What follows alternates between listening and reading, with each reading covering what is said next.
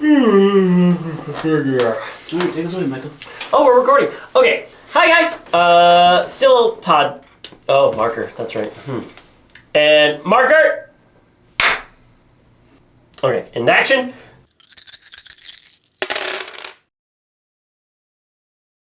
So let's keep talking about season 1 into season 2. Sure. Before we keep going. And you guys, again, we brought it up, but I feel like we're glossing over the Hyperion. Yeah, so now that we've established the hotel's not important. Right. I don't know that it's not important. I get it. You know what? It could literally be anywhere. You are correct. It could be anywhere. That is not that is not ignorable. That's a point. It's valid. I get it. I understand it. I accept it.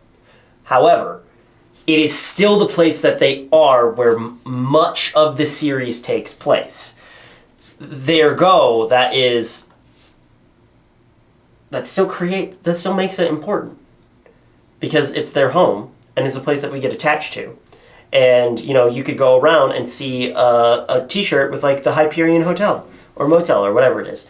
And It's a hotel. Motel's all doors it's on on the the outside. Right. That's not true. Yeah. Huh, I never knew that. Yeah. But it's important. Thanks for listening. Any input? My input was inputted. It could have been anywhere. Sure. Yep. Yeah. Sure. I mean, just like in the fourth and fifth season when they moved to the actual office building. Right. Like, I do remember the office building more than the Hyperion. However, they're only in it for one season. However, well, fine. Let's go back a little bit more before that. I would like to know what you feel about Detective Lockley. She's there. She's definitely one of the characters that are in the show. Sure. For a number of episodes. Truth. I was actually kind of sad that she never showed up again. So during her time on the show, she ends up learning that Angel's a vampire. Vampires, demons, it's All that all stuff real. exists. She kind of becomes the molder of the group, and there's actually a moment where they call her out, like, "Oh, you're such a Scully." Like, Scully's a skeptic. Yep. Mulder's the believer. Get your freaking insult right, you jackass. Right. She makes that comment. Yeah. Yes. Which is, I was like, hey, Okay, appreciate the X-Files. yeah, exactly. I think it's kind of weird that her dad, who was a cop for forever, ends up being a bad guy that works for, like, the mob, demon mob. Well, he has ties to Wolfram and Hart. Yeah, and like it's not like he didn't necessarily. He did work for them, but doesn't currently. But if she kept pulling at that thread, he was gonna go. And I mean, he ends up down. doing bad things. Yes. To, like, he covers up a murder and, like, He's also just an asshole. he is just an asshole. He was an old cop from the tough streets the of tough LA. streets of L.A. City of Angels. Grizzled. And demons and monsters apparently too. And then, him being brutally murdered by a vampire, and then, like, kind of trying to make it look like Angel did it, but it was very obvious that Angel didn't do it because he's, like, standing right there when it happens, and he's like, he wouldn't invite me in. Right. And, like, it takes literally 2 seconds to put 1 and 2 together. Like, I understand, like, there's a lot of emotions that are involved in that moment, but, like, she doesn't blame him for it. Like, she kind of does, but Yeah, not, she goes after him a little bit. but not in the sense of, like, you're the person that directly killed my father. It's your kind Yeah. killed my father. Yeah, she was just, mad. Yeah. Not, like, it wasn't like, I blame you, my name's Indigo, I'm telling you that you killed my father, prepare to die. Mm-hmm. Right, it's not that levels of intensity. It's just more along the lines of, like, I can never trust you and your kind ever again. Right. So it is also a reused plot point from Buffy, because that exact thing happens in season where Oh, Joyce? with Joyce, Buffy's mother gets attacked by Darla to frame Angel. Yeah, I mean, it is what it is. Mm-hmm. I do think it's interesting that she kind of, like, completely loses herself after she gets arrested by the LAPD. Or not arrested, she gets let go. Mm-hmm. I don't think it's suspension. I think it's literally, like, you're fired. Yeah, they're turning shit in. Yeah. And then she ends up attempting to kill herself which is That's right, yeah. a bit far, in my opinion. Mm-hmm. I understand that she has literally lost everything at this moment. Mm-hmm. But she, like, calls Angel as she's drinking all the pills. Yep. Mm-hmm. And is like, I don't need you. I don't need anything. Like, you were never there to save me. Even though he was literally there multiple times to save her. And then attempts to kill herself. At which time Angel was in the process of going between, like, disregarding everything he's ever loved and going full rampage mode after Darla was turned. So he kind of, like, ignores the message at first. Mm-hmm. And I think he ends up going to save her at the end. Yeah, she makes it, and, like, it's almost like, I just remember her, like, going to the beach. The Epiphany, or is it the episode after Epiphany, that he gets the message and goes saves her. Because I can't remember if it's before or after he sleeps with Darla. I think it's after. Because Pretty sure it's after. Yeah, because he sleeps. When did this happen? Season 2. Season 2? Lockley was in season 2? Yeah. Was she really? Yeah. And then you never see her again. Oh. Yeah. So she, like, attempts to overdose, and this is after Angel has, like, gone rampage mode, slept with Darla. Right. And that's his real, like, I do not care anymore moment. That is his low of the low. Because he thought that he was going to become Angelus, and he was actively choosing to be Angelus in that moment. Which, by the way, the moment that he gets to his low of the low is kind of like... Why? So, like, he ends up going there. He ends up going to Wolfram Hearts to be like, I'm going to kill this senior partner that's showing up here for this one-time event. He kills the senior partner, and at the time, Holland, who is one of the bigwigs at Wolfram Heart, who previously was killed by Darla and Drusilla in one of the most badass moments in the entire show. Yeah, I don't blame him for what he did there. Yeah, I don't blame him either. Yeah, it was like, oh man, he went too far. No, he did the right thing. I mean, I want to say it was the right thing, but it was definitely metal as fuck. He did the right thing. Awesome. For those of you that might not remember, because I see you look confused. Yeah. When he locked all the senior lawyers in with Darla and Drew. Oh, right. And he just said, bye. Uh-huh. Yeah, he walks up and, like, they're like, aren't you gonna save us, Angel? And you save people. And then he closes the door and you, like, walks away as the scream... Locks the door and there's blood-curdling screams. And, like, Detective Lockley, like, after they, like, investigated the scene, they're like, no one broke in. They broke out. So, like, what the hell happened? And I know you played a part in it. But yeah, he gets his lowest of the low because he speaks to Holland, and Holland's like, I'll take you to the head office, and I'll show you where hell really is. And they go on an elevator, and it's a really, really long ride, and then the doors open, and they're exactly where they are. It's the streets of LA, yeah. He's like, the evil of humanity and the corruptions of themselves are what give us our power. And if you want to know what makes us truly evil, look amongst your people.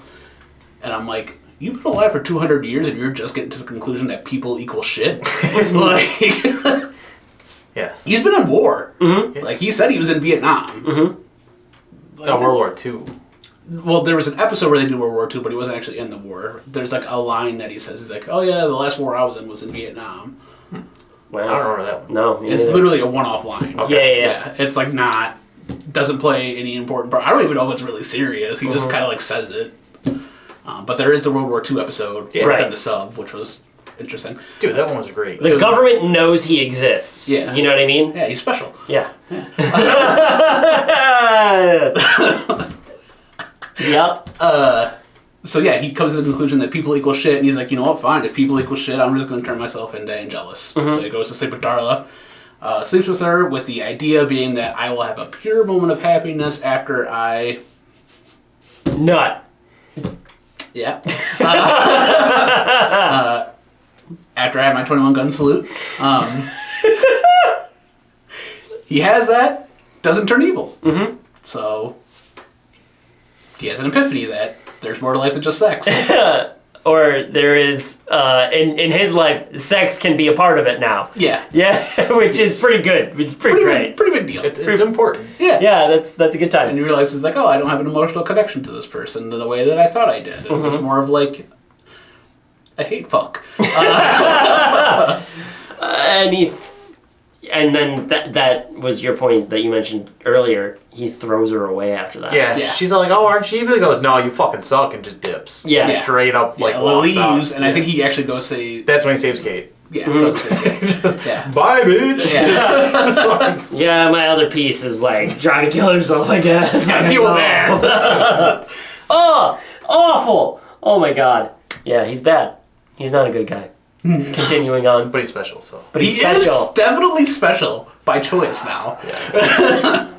This is where he's not a good guy. Yeah. Okay? This Um, is why everyone's like, you a bad guy, Angel. And they're like, we don't want to talk to you. And then... That's right. Yeah, and they Wesley's like, you work for me now. right. They do not let him back into the group. Well, they do, he's just not the leader. Not until the end. Yeah. Well, no, not until the Oh, yeah, they shun him the rest Closer- of the fucking season. season. Yeah. Anyways, end of season 2, they go to Pylea, Yeah. which is the home Of Lorne. Lorne, Of Lorne. which is a very important character that Which we happens in season haven't 2. I know, yeah. Talked about yet. He loves Lorne. So do I. He's good. He's good. He's a He's great good. character. He is an empath demon who can, not necessarily read people's futures. He can do that and their motives by hearing them sing. I think it's their He destiny. can Their do it destiny. without that, he just prefers that.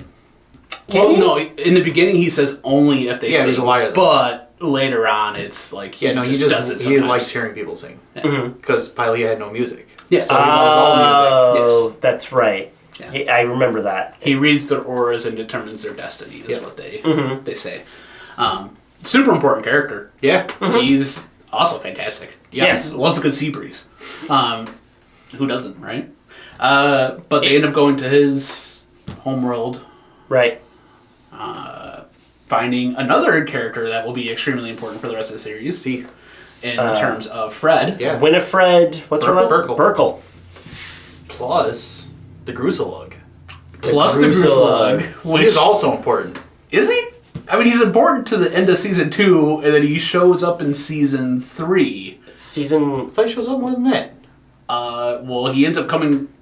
No, he's like very important to the end of season 2. Yeah, and then he's banging Cordelia. Through season 3. Yeah, but then he shows up again when they need help and stuff. Not a lot. No. Really. No, Just when the he comics leaves, he then. goes. Yeah. Yeah. When him and Cordelia, Cordelia break up, he leaves. Yeah, he finds out that basically he understands that Cordelia is is not in love with Angel. in love with him Yeah. and in love with Angel. Yeah. Yeah. Yeah. Yeah. But the important part of going to Pylea, besides Fred and the Gruselug, is they find out that Wolfram and Hart is actually extra dimensional.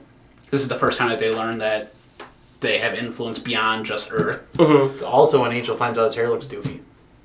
Yeah, because he Has a reflection. yeah. He could go out into the sun because like the entire rules of this dimension are different. So like he could be in the sun, so he just like stands in the sun for a while and smiles and like Yeah, I'll go get those branches in that patch of sunlight over there. yeah. Look at me, not being on fire.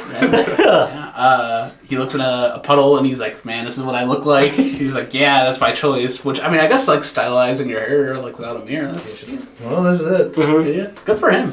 Sure. Yeah. Anything else you want to add for season 2? How'd you feel about Darlie coming back from being a no-name character to being uber important? I honestly forgot who she was. So did I at 1st. Everyone did. And then we're like doing all the flashbacks She didn't leading have up the to same her, like leading up to her coming back, and I'm like, "Oh, that seems like it'll be interesting." I also think season 1 is the second weakest of all Yes. seasons.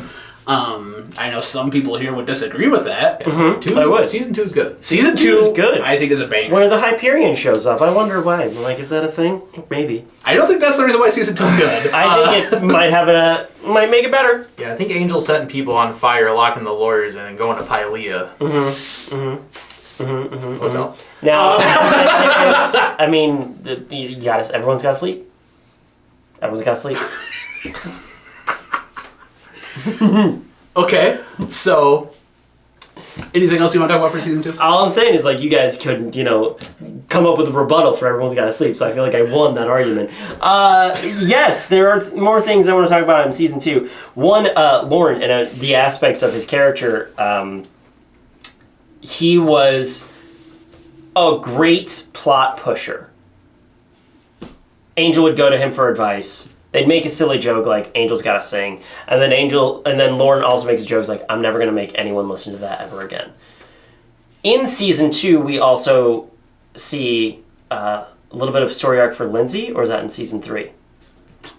Actually, yeah, he does have an important part. His hand that got chopped off gets replaced. Yeah, he gets an evil hand and then he quits. He gets an evil hand. He learns where the hand came from, and that Wolfram Hart are like harvesting organs. Farming people. Yeah, which is pretty evil. And he's like, yeah, I don't want to be part of this anymore. And I'm gonna leave, and he like straight up leaves. Yeah. And you don't see him again until season 5, I think. He can also sing incredibly well and play guitar. Oh, and then Gunn's a main character again. Gunn's the main character. Gunn's the main character. Yeah. They're officially paying Gunn to work for them. He's one of the crew. Right. He's one of the crew. Yeah. And that was Cordelia's idea. Again, this like huge turnaround for Cordelia that we really do miss, that we missed and glossed over in season 1. She truly goes from being selfish to like there was one of the episodes with Gunn, the heart of the team, where she saves a young girl's life and like is doing like first aid on her and knows what to tell the emergency doctors so that this girl's life can be saved. You know what I mean? Turning into a real hero. Yeah. And it's really, really good. And heartwarming and touching. We see that in season 1 into season 2. Yeah, so like she's already developing as a character. Yeah, yeah. Angel's still special and broody. Yeah. Oh, Wesley's not as useless in season 2. Wesley's not as useless as he's growing. and he kind of becomes like the leader of it. Yeah. There's an episode where there's zombie cops, and he ends up getting shot and like fighting and trying to help people. So the man gets shot and he lives, trying to help people, and like a very nicely done episode on priest brutality. Oh, that's right. Yeah. And it turned from like when he showed back up, Cordy wasn't happy, but like by then, like he's accepted. He's one of them again. He's one of them. Instead of just He's a very close friend. yeah, it's not the pity will take you in. Yeah, yeah. You're just kind of like no one invited you here, but why are you here? Yeah, we know you're starving. We'll help. Right. You're a guy. You're a good guy. Yeah. Anything else you want to have from season 1 or 2? Do you have any questions that were specific about it as you were watching through, or? Nah. No. Most of season 1 is the ones that have like the really stupid moments where it's like, what are you doing as a character? Like, why are you doing this? Everything else after that is just like clearly TV series stupid, where it's like, I need to do this to make the plot happen, not just like stupid. So I think we're right about at the point where the show starts like really kicking off. Right? Like season 3 is kind of like shit goes down. Shit does go down. Shit goes down. And like it's real after this. So this is the last point. Is there any other things about it? Nothing's coming to mind. It'll come back and maybe we'll talk about more. But we've covered our characters. We've got through Alexis. We definitely talked about Doyle. We've talked about Lorne and. So I just want to ask before we go, why do you think season 1's the best season to ever exist? To ever exist? I mean, that's what you told me. I didn't say favorite. Yeah, and if this is the best thing to ever exist, that means this is the best season of anything to ever exist. Well, look at that. Make me eat my words, kind of. Using transitive property. Using math. Damn you!